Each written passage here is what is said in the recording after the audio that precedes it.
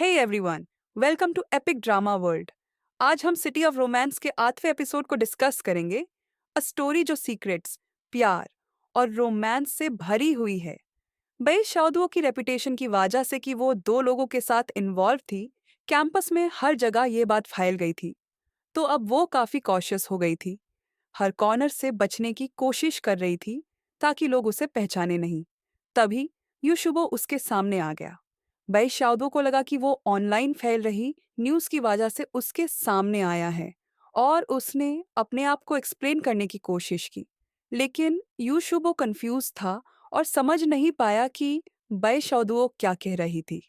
फिर उसने एक्सप्लेन किया कि ब्लेक का मैन्युस्क्रिप्ट कॉपीराइट प्रोटेक्टेड है और उसे फ्रीली शेयर नहीं किया जा सकता।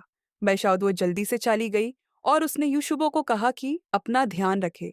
यूशुबो को उसका पैनिक और बातें अजीब लगी, तो उसने अपना फोन निकालकर चेक किया। डॉर्म वापस आने पर बैशाउदुओ काफी अपसेट हो गई थी।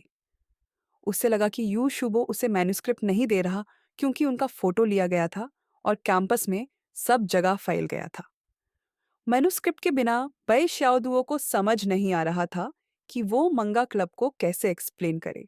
जब हेरुई दौम वापस आई और देखा कि बई शाओदुओ उदास थी, तो उसने उसे कंफर्ट करने की कोशिश की। इस बीच मंगा क्लब की मीटिंग चल रही थी, लेकिन बई शाओदुओ नहीं थी। लिन शाओमियाओ ने मीटिंग से उसे एक्सक्यूज कर दिया था।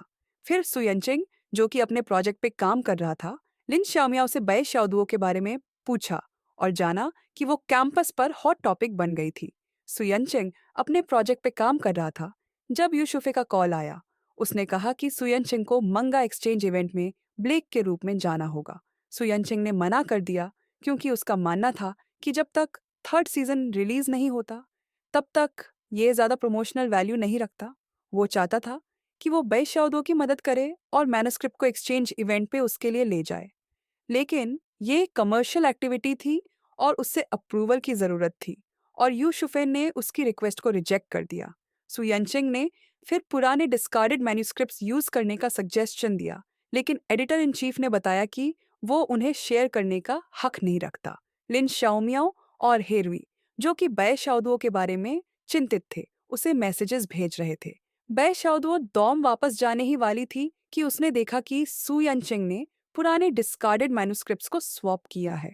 उसे लगा कि उसने ब्लेक का मैन्युस्क्रिप्ट हाथ लगा लिया है और यह देखकर वो एक्साइटेड हो गई। वो डिसाइड कर चुकी थी कि वो मंगा क्लब जाकर सुयानचिंग से मिलती है और उसने लिन शोमियाओ को एक मैसेज भेजा। है रुई, जो कि जानती थी कि बै शाओडो सुयानचिंग के पास जा रही है, थोड़ी डिसअपॉइंटेड हो गई।